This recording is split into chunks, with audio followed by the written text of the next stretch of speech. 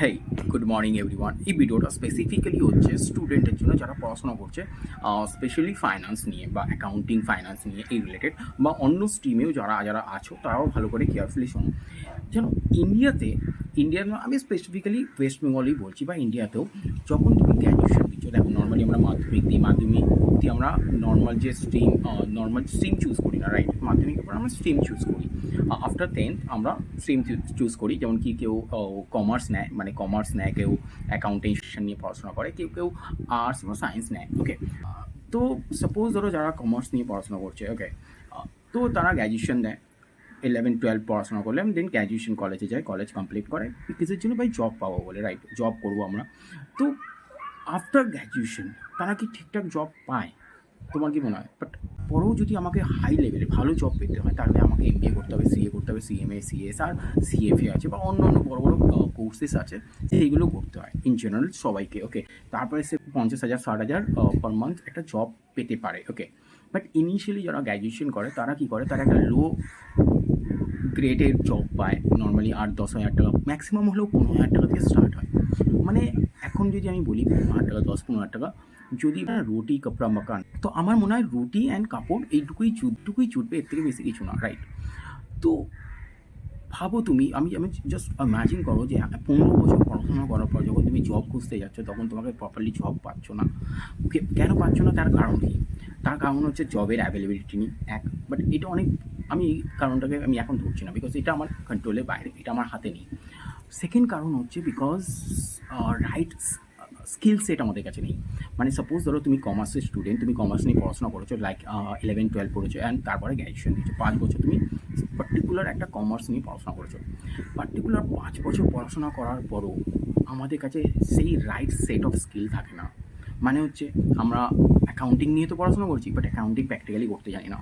ওকে, practical experience আমাদের কাছে নেই, প্র্যাকটিক্যাল স্কিল নেই, ট্যাক্সেশনের স্কিল নেই, জিএসটি স্কিল নেই। বাট একটা যদি অ্যাজ এ ফাইন্যান্স ম্যানেজার, মানে আমি একটা কোম্পানিতে কাজ করি এবং অনেক বছর, 10 বছরের আমার এক্সপিরিয়েন্সে আছে, এবং লাস্ট 3 to 4 ইয়ার্স ধরে আমি অ্যাজ এ ফাইন্যান্স ম্যানেজার হিসাবে জব করি। ওকে, তো আমার এক্সপিরিয়েন্স, এবং আমি এখন নিচে যে বড় বড় লোকেদের সাথে মিশছি, মানে বড় বড় কনসালটেন্ট, বড় বড় সিএ, বড় বড় ডিপার্টমেন্টের হেডের সঙ্গে, বিভিন্ন কোম্পানির কনসালটেন্সির সঙ্গে মিশছি। তারপরে আমি একটা জিনিস অবজার্ভ করলাম যে যদি যে নলেজটা একটা মানুষের, বা সাপোজ ধরো আমার এখন আছে, সেম সেম যদি নলেজ আমার কাছে আজ থেকে 5-7 বছর আগে থাকতো, তাহলে আমার আজকের দিনে আমি আরও বড় জায়গায় পৌঁছাতে পারতাম, রাইট? তো সিমিলারলি যদি যারা গ্র্যাজুয়েশন দিচ্ছে তাদেরকে শুধু থিওরিটিক্যাল নলেজ, এক্সাম স্কোর এইসবের উপর ফোকাস না করে, যদি প্র্যাকটিক্যালি এক্সপিরিয়েন্স, মানে প্র্যাকটিক্যাল যে স্কিলগুলো হয় সেগুলোও শেখানো যাক, তো তারা যে স্টার্টিংটা করবে সেটা ভালো কোম্পানি থেকে করবে, বিকজ তাদের কাছে স্কিল থাকবে। দেখো আজকের দিনে অনলি মার্কসের বেসিসে তুমি কিছু করতে পারবে না, রাইট? মার্কসের বেসিসে এক্সাম পাস করে গেছো, ভালো গ্রেড পেয়েছো, ওকে গুড, তুমি এন্ট্রান্স ভালো পাবে, বাট তোমার রাইট সেট অফ স্কিল দরকার, লাইক না হলে তুমি ওই লাইনে যেতে পারবে না। তো আমি কমার্সে এত বছরের পর আমি একটা কোম্পানির একটা ভালো পজিশনে আসার পর আমি বুঝতে পারছি, যদি গ্র্যাজুয়েশন অবধি যদি তোমাদেরকে বা স্টুডেন্টদেরকে ভালো করে সেই লেভেলের নলেজ স্কিল দেওয়া হয়, ফর এক্সাম্পল যেমনি কি আমি বললাম একটু আগে, যে জিএসটিতে আমরা কী জানবো? জিএসটি প্রপারলি রিটার্ন ফাইলিং করার, জিএসটি রিলেটেড যে নোটিসেস আছে বা যেগুলো প্রবলেম আসুক সেটাকে কীভাবে রিজলভ করবো, রাইট? সিমিলারলি ইনকাম ট্যাক্সের আইটি রিটার্ন কী করে ফাইল করা হয়, টিডিএস টিসিএস রিটার্ন কী করে ফাইল করা হয়, সিমিলারলি আদার্স যে প্রবলেম নোটিসেস আসবে সেগুলোকে কীভাবে হ্যান্ডেল করবো, অ্যাকাউন্টিং এন্ট্রিজ কীভাবে পাস করবো, বুক ফাইনালাইজেশন কীভাবে হয়। ওকে, যেমন সিমিলারলি হচ্ছে স্কিল কিসের? হচ্ছে এক্সেলের স্কিল অনেক মাস্ট হচ্ছে, বিকজ রিপোর্টিংয়ের জন্য এক্সেলের স্কিল খুব দরকার এখানে। নেক্সট হচ্ছে এআই, আজকের দিনে এআই ছাড়া কিছু চলে না, তো এআই এর নলেজ থাকা দরকার আছে। ওকে, তো যদি আমাদের স্কুল কলেজ বা যদি রাইট মেন্টর পাওয়া যায়, তো আমার মনে হয় যে স্টার্টিংটা হবে সেটা বেটার হবে, ভালো জায়গায় জব। দেখো জব নেই তা না, আমাদের কাছে মেন্টর নেই, আমাদের কাছে গাইডেন্স নেই, যে আমি কীভাবে, এবং সাপোজ ধরো আমি ইন্টারভিউতে যাবো, তো ইন্টারভিউতে কীভাবে কোয়েশ্চেন আসে, কী টাইপের কোয়েশ্চেন আসে, আর কীভাবে সেটাকে ফেস করতে হবে। কমিউনিকেশন মোস্ট ইম্পর্টেন্ট, যে তোমার যে থট, সাপোজ তুমি ইন্টারভিউতে আসছো, রাইট? তুমি কীভাবে নিজের স্যালারিকে নেগোশিয়েট করবে, রাইট? আমি বলছি না সব কোয়ালিটি আমার মধ্যে আছে, আর মানে সরি আগে ছিল, এগুলো আমাকে আস্তে আস্তে শিখতে হয়েছে। তো যদি এই সেম কোয়ালিটি আমাদের স্কুল কলেজে শেখানো হয়, তাহলে তো আমাদের স্টার্টিং খুব ভালো হবে, আমরা ভালো জব পেতে পারি, রাইট না? তো এই জিনিসগুলো আমাদের স্কুল কলেজে শেখানো হয় না কেন? আমি আমি যেটা বলছি সেটা আমিও ফেস করেছি, সেটা এখনকার সবাই ফেস করে। ওকে, যারাই এখনও পড়াশোনা করছে তারাও ফেস করে। ম্যাক্সিমাম 99% আই থিঙ্ক কলেজে স্কুলেজ আছে, তারা প্র্যাকটিক্যাল স্কিলের উপর মাথাই দেয় না। প্র্যাকটিক্যাল স্কিল জাস্ট এক্সাম নাও, ভালো স্কোর করো, ভালো স্কোর করেছো, ভালো কলেজ পেয়ে গেছো, ভালো।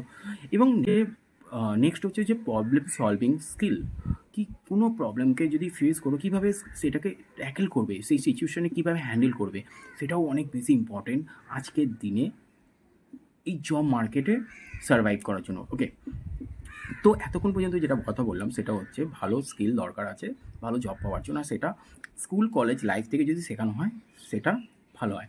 ওকে, তো যেমন কি আমি এখন আমার মাইন্ডে কেন এলো এরকম, আমার মাইন্ডে কখন এলো এরকম, যখন এতদিন পরে যখন আমি এখন জুনিয়র লেভেলে যারা আছে তাদেরকে ট্রেনিং দিতে দিতে এখন আমার মাথায় আসলো যে অ্যাকচুয়ালি প্রবলেমটা হচ্ছে কোথায়। প্রবলেমটা হচ্ছে আমাদের স্কুল কলেজে যদি সেই জিনিসটা যদি ভালো করে শেখানো হতো তাহলে আজকে এই প্রবলেমটা হচ্ছে না। এবং অবশ্যই প্র্যাকটিক্যাল যারা পড়াচ্ছে তারা তাদেরও প্র্যাকটিক্যাল নলেজ নেই। হ্যাঁ, এটা হচ্ছে একটা টিচারের দায়িত্ব যে রাইট জিনিস কি তাদের স্টুডেন্টকে শেখানো, তাতে ও আগে গিয়ে নিজের লাইফটাকে ক্রিয়েট করতে পারে better way. Second most important second part, যে আমাদের মাইন্ডে ভাই ভালো করে পড়াশোনা কর, বিকজ ভালো নাম্বার পেতে হবে, বিকজ ভালো কলেজে যাবি, ভালো স্কুলে যাবি, ভালো কলেজে যাবি, অ্যান্ড দেন ভালোভাবে চাকরি করবি, ভালো চাকরি করি মানে চাকরি হব। এটা আমাদের মাইন্ডে ঢুকে রেখেছে। যদি আমাদের কমার্স হচ্ছে এরকম একটা সাবজেক্ট, যদি আমাদেরকে ঠিকভাবে গাইডেন্স দেওয়া হয় আমরা বিজনেসও করতে পারি। আমি বলছি যে শুধুই জব না, হতে পারে 3 বছর 4 বছর 5 বছর জব করলাম, কিছু অ্যাকুমুলেটেড মানি ক্যাপিটাল ক্রিয়েট করলাম, করে আমরা বিজনেস চালু করলাম, বিকজ এখানে সমস্ত রকম নলেজ আছে, রাইট? তো এই জিনিসগুলো শেখানো হয় না ভাই, এই জিনিসগুলো শেখানো হয় না আমাদেরকে। আমার কথা হচ্ছে যদি আমি 5 বছর এগুলোর জন্য পড়াশোনা করছি তো আমাকে সেইভাবে শেখানো হোক। আর তারপরে যখন আমি স্টাডি করলাম যে আমাদের এডুকেশন সিস্টেমটাই এরকম আছে, রাইট? তো তো তার জন্য কী দরকার, তার জন্য দরকার হচ্ছে রাইট মেন্টরকে চুজ করতে হবে, লাইক টিচার। ওকে, যে তোমাকে প্রপারলি পড়াশোনা করাবে, প্র্যাকটিক্যাল নলেজ স্কিল দেখাবে বা প্র্যাকটিক্যাল স্কিল দেখাবে। ওকে, তো এটা খুব ইম্পর্টেন্ট। তো আমার ভিডিও বানানোর উদ্দেশ্য এটাই, যদি তোমাদের মধ্যে এরকম কেউ থাকে যারা স্পেসিফিক্যালি কমার্স নিয়ে পড়াশোনা করছে এবং তাদের প্রপারলি গাইডেন্স দরকার, ওকে, ডোন্ট হেজিটেট। তোমরা আমাকে হোয়াটসঅ্যাপ করতে পারো। আমার হোয়াটসঅ্যাপ নাম্বার হচ্ছে 8017325355। ডোন্ট ওয়ারি, আমি কোনো পয়সা করির জন্য এগুলো করছি না। হ্যাঁ, আর নাই তুমি আমাকে একটা টাকাও দেবে। ওকে, আগে থেকে বলে দিচ্ছি। আমি জাস্ট বলতে চাইছি যে যদি এই প্রবলেমটাকে সর্ট আউট করা যায় তো লাইফে কত মানুষের, কত স্টুডেন্টের মানে লাইফ ক্রিয়েট হতে পারে, তার কেরিয়ার ক্রিয়েট হয়ে যেতে পারে। অ্যান্ড সেকেন্ড জিনিস হচ্ছে সবার কাছেই ক্যাপাসিটি আর ইন্টেনশনও থাকে না যে ভাই 15 বছর ধরে পড়াশোনা করার পর আবার এমবিএ করো, আবার সিএফএ করো, আবার সিএস করো, আবার সিএমএ করো, আবার আদার্স মানে পড়াশোনা করো। এবং এমনিও না যে তারা সেই পড়াশোনা করার পরও খুব ভালো জব পেয়ে গেলো, ভালো জব করার পর তাকে জবের মধ্যে সার্ভাইভ করার জন্য ভালো স্কিল দরকার আছে, রাইট? উইদাউট স্কিল তুমি সার্ভাইভই করতে পারবে না জব পেয়ে গেলে তোমাকে তো টিকে থাকতে হবে। তার জন্য তোমার দরকার হচ্ছে স্কিল। ওকে, সেই স্কিল অ্যান্ড নলেজ, ওকে, সেইগুলো নিয়ে আমরা ডিসকাস করবো। যদি কেউ আমার এই ভিডিও দেখার পর অনেকে যদি ইন্টারেস্ট হও, একটা গ্রুপ বানিয়ে আমি এগুলো নিয়ে ডিসকাস করবো। ওকে, ততক্ষণের জন্য যদি ভিডিও ভালো লাগে তো নিজেদের বন্ধু বান্ধবের মধ্যে যাদের নলেজ দরকার আছে, যাদের এই ভিডিওটা দিলে হেল্প হবে তাদের সঙ্গে শেয়ার করো। ওকে, থ্যাংক ইউ। এই রিলেটেড আগে কেউ ভিডিও বানাবো, নর্মালি আমি ট্রাভেল রিলেটেড ভিডিও বানাই, যখনই ঘুরতে যাই আমি একটু ভিডিও বানাই, বাট ফুল টাইমার না। বাট আমার ভিতর থেকে এটা আসছে, ভিতর থেকে মাইন্ডে অনেক দিন ধরে কিছুদিন ধরে আমার কিউরিওসিটি জেগেছে এটা ব্যাপার নিয়ে, তাই জন্য আমার এই ভিডিওটা বানানো হয়েছে। তো যদি তোমার মনে হয় যে এরকম কিছু আমরা করতে পারি তো জয়েন করো, হোয়াটসঅ্যাপ করো আমাকে। ওকে, থ্যাংক ইউ।